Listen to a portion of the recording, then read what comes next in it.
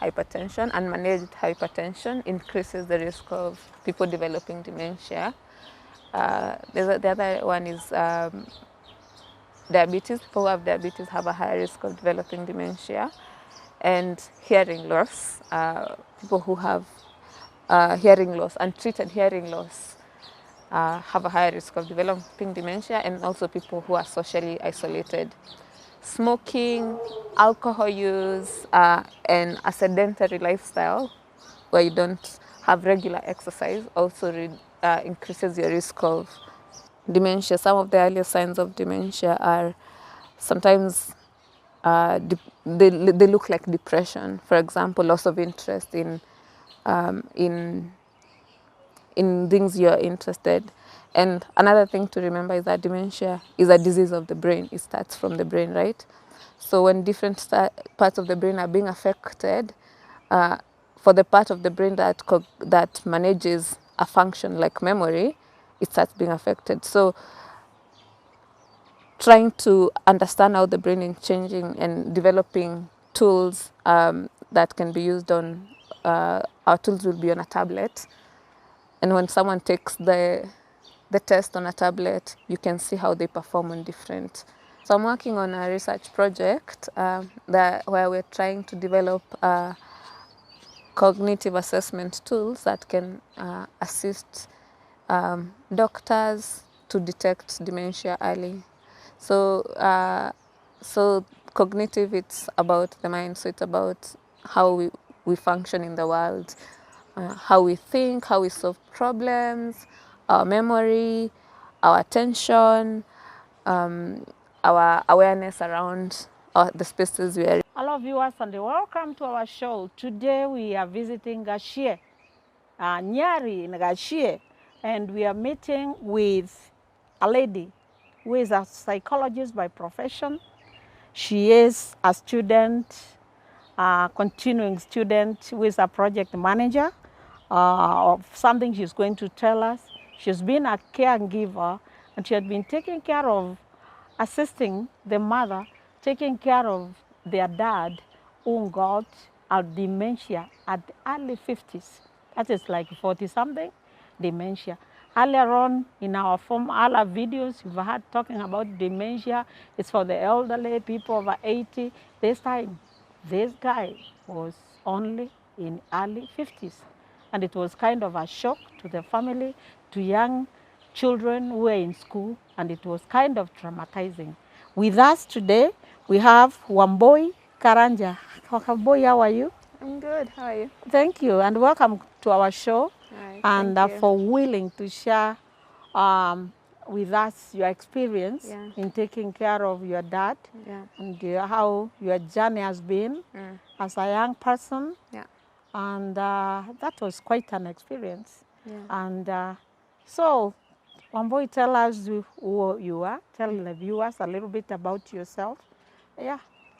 So I'm a psychologist and I work in research in dementia, and I'm interested in promoting early detection of dementia, because most people with dementia get diagnosed way too late into the disease progression, and that really hinders a lot of good care and support. And also for people with dementia, they don't get to talk about how they want their care arranged, and also they don't get to really like understand what's going on with their own disease. So I'm also interested in promoting awareness of dementia, especially among health caregivers and also caregivers at home. Wow. Yes. So Wambui, as from your description, you are a psychologist by profession. And now you're telling us you are doing research on dementia, which is like a dementia disease, the things that you're going to tell us in details. You are not even in the medical field. What prompted you to think about doing research from being a psychologist? Would there be a reason that you decided to study about all this you're doing today? Yeah, so my experience with the work on dementia started because my dad developed dementia at an early age, in his early 50s. and there were no support systems, there was no information, and my family, my mom and my siblings and my extended family didn't have information. So for me, understanding from my professional point of view, and also just meeting other people who have been affected by disease was crucial in us supporting our dad by learning, and for me leading that process of learning as a family. So tell us about your dad. Your dad, what did he used to do, and what changes did you start seeing in him for you to have concluded your dad had dementia? To know 50 is quite early. It's a young person. Must have been working. He had not even reached retirement age. So tell us about your dad. So my dad was a teacher, a very good man.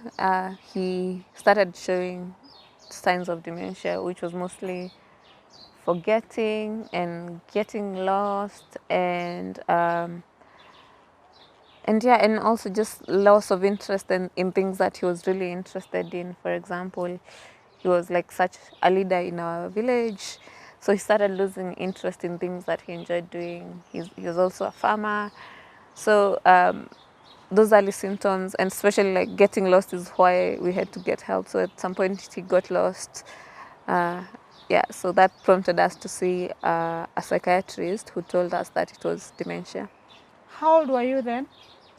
I really don't remember, but I was probably like in my early 20s or 19, from 19, You around were that just age. in high school? You were finished high I just finished high school. Wow. Yeah. And the years your dad, boom. The teacher you knew changed. Yeah. And now you are told a big name, this is dementia. Yeah. How was it for you and your family? It's really difficult when you don't have information and you don't understand the disease. And the disease itself is a very difficult disease. So it was a very difficult process. In a family setting, everyone processes disease and changes in a different way. So some people withdraw, others get really involved, others develop mental illness such as depression and anxiety because of this big change. And it's also a sort of loss, because if someone you know and you care about starts to change, you sort of like start to grieve the person they were before. Wow. Yeah. So besides the rest of members of the family, how did it affect you personally? For me, I was a very bright student growing up, and my dad like used to be the person that used to be my, I think you can call him my anchor. He was like kept me accountable. So he was like, "Have you done your assignments? How are your grades?" And at that point, when he had like dementia, in those early age, I was just joining university. So he was not, when I joined university, my university studies were really affected, because he could no longer be like, how have you performed in this semester? And such kind of things. So it was a very difficult experience. And also, he was your mentor. So well, like when he starts, that loss really was difficult. And it's in my early adulthood, in my early 20s. So everyone, like most of my friends, their fathers were healthy. And As a young person. As a young person. So just to have now that support and guidance from my dad made me grow up really early. Yeah, and yeah. And like you told me earlier before the show, you had dropped, you want to defer your education. Yeah, because of like... Could that have been the reason? Yeah, also like when my dad had to retire early, like our family finances were affected. And you know how systems work. Yeah. The pension doesn't come immediately. So there are financial difficulties. There was also just the general, it's a grieving process. You're grieving someone who's still alive. So you deferred? Yeah, so I had to defer some of my university time. Yeah. Was your mom working? My mom is a farmer, so like the income from the farm is not always enough. Yeah. So. And this is something you had not planned for. You never knew someone at age 50 before he retired is in a situation like that. Yeah, absolutely. So then what happened next? Yeah, so I started volunteering with the Alzheimer's and Dementia Organization Kenya, and I was also a volunteer for another organization called World Young Leaders in Dementia. And that really prompted me to see what's happening outside in the world in terms of dementia care, dementia awareness, dementia support, even diagnosis, risk reduction, and things like that. And when you realize that that people have developed systems around dementia care and support, and you don't have the same support in your country, it's really a motivation to start laying the groundwork for such work to happen and for changes You're already to talking happen. big, talking global. Now here you are in Kenya. This is a disease you never heard Yeah, about before. yeah, I don't know where you grew up, if it's in the village or in the city. yeah. And here you say, I started volunteering.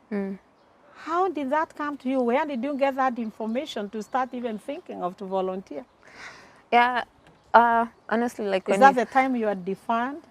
yeah, it was around the same time because you have a lot of time in your hands. And Instead of looking for a job, or of course, if you defined because money was not enough for you to continue, and here you are, you're thinking, I would rather volunteer. How did you think like that? like I was honestly like really motivated to like support other people who had been affected by dementia like me, right? So I think that was the part of my volunteer. And also like in that space of volunteering, it's where you meet other people who truly understand what you're going through. So other caregivers, mostly like they were much older than me. And I was like just a young girl, but then other people who have their parents who are in their 70s and 80s and they're much older than me and they're looking after them. But it was really like the space at that age where I could feel understood. Wow. Yeah. So as a young person, you could still Yeah. feel understood by older persons, but just by volunteering. Yeah, You didn't even care absolutely. about the money, so instead of staying home, Yeah. you would rather volunteer Yeah, and absolutely. And learn. because like when you experience such a loss, it's because it's a very painful loss. Even when you're with your age mates, you you constantly feel like they don't understand what you're going through, and it's a very isolating feeling. Yeah. You want to be around people who are talking the same way you are Yeah, talking. yeah. So is that why supporting groups are very important? Oh, yeah, absolutely. Peer support groups are really important for caregivers, for anyone going through a situation where not many people are going through, because it helps you share your experiences and feel less alone in your situation. In your situation, because when you start to see other people's experiences reflected in your own life, first of all, it starts to motivate the person to come up with solutions together. Yeah, support groups are really like a catalyst for change. Most Alzheimer's associations across the world were started because of support groups. Wow. Yeah. So, Wambui, do you think you are joining these supporting groups and learning more from online and working with them, volunteering with them? Do you think it has made a difference in your family? I mean, to your family members, your brothers and sisters, and your mom in understanding this disease more? Oh, absolutely, it really helped. So my parents live in Murang'a County, so and I was in university in Nairobi, so I was attending the support group meetings because they're only available in Nairobi, and then I would go back home and understand what's going on and be able to like share other people's experiences and how they have solved their problems, and yeah, bring those solutions back to my homestead. So as a young university student, instead of going hanging out with other young girls of your age, Yeah, you are busy thinking how to solve a problem in our society. yeah, I think so. Yeah. Thank you so much, Wambui, for that. That was brave. And I think it is still brilliant and brave of Yeah. you. So you tell me now you are a project manager. Project manager of what? So I'm working on a research project where we're trying to develop cognitive assessment tools that can assist doctors to detect dementia early. So, so cognitive, it's about the mind. So it's about how we function in the world, how we think, how we solve problems, our memory, our attention, our awareness around the spaces we are in. All those are different. That's what cognitive domains and cognition means, right? So it's to measure. So, for example, I give example of dementia. Some of the earliest signs of dementia are sometimes they look like depression. For example, loss of interest um, in in things you're interested. And another thing to remember is that dementia is a disease of the brain. It starts from the brain, right? So when different parts of the brain are being affected, for the part of the brain that manages a function like memory, it starts being affected. So trying to understand how the brain is changing and developing tools that can be used on, our tools will be on a tablet. And when someone takes the test on a tablet, you can see how they perform on different domains. For example, memory, attention, spatial awareness. So is it like a new invention, or is this something that is existing in other countries, or is something like you as Kenyan researchers are doing to find out? Um, in the field itself, we can say it's novel. It's new. There isn't many researchers, especially in low and middle income countries, and in the global south, we don't have such tools, but they exist in most developed countries such as the US and the UK. They already have such tools, but the challenge is we don't start from scratch here. If tools are already in use in other countries, because it's a lot of work. They put in a lot of work to develop those tools, but it's to adapt them for our cultural setting, for our population profiles. So my work is to try and understand our population profile, so that when healthcare workers, doctors start using those tools, they understand who is cognitively unwell and those ones who are okay. So, Wambui, do you think the reason why we don't have those research tools, is it because our doctors here do not have the knowledge? Is it that because our leadership does not understand these things? Or what would be the reason? And because we have doctors also who have been to school like other doctors. Yeah. Our doctors, do they learn differently from others? Or what do you think? What is the miss? What is missing out here? So, first of all, like, a lot of empathy to the doctors and the healthcare workers in this country, because they are stretched in very many directions. We don't have the big population of doctors like we have in most developed countries, and they have to serve much bigger populations with much grander and bigger needs. And so sometimes problems such as memory loss and dementia is not as serious as, let's say, it's an old people's disease. So yeah, so there's research that the Alzheimer's Disease International did, and most doctors believe that dementia is a normal part of aging, right? And those are doctors. That's why I'm asking you, do our doctors here in Kenya, or the Kenyan doctors, do they read from a different syllabus from from your research, because that is what you're doing? Because if these things are existing elsewhere, why our doctors, they don't even know we need to have tools?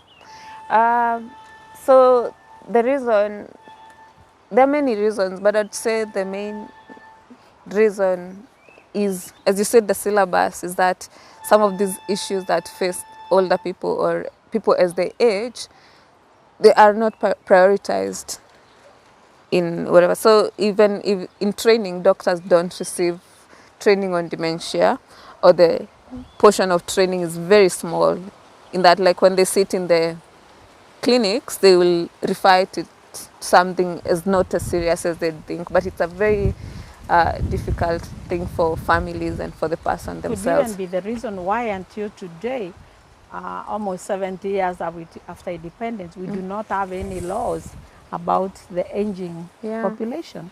Yeah. So, do you think dementia can be slowed down? Like before dementia can be slowed Are down. there risk factors? Yeah, yes, there are risk factors. So there's important work that's going on at the moment across the globe about reducing risk of dementia.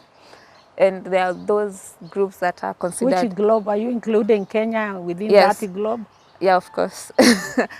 And there are many risk factors, but I'll mention the really important ones and the ones that are really common. One of them is hypertension. Unmanaged hypertension increases the risk of people developing dementia. The other one is diabetes. People who have diabetes have a higher risk of developing dementia. And hearing loss. People who have hearing loss, untreated hearing loss, have a higher risk of developing dementia, and also people who are socially isolated. Smoking, alcohol use, and a sedentary lifestyle where you don't have regular exercise also increases your risk of developing dementia. So as people age, it is important that they stay socially connected.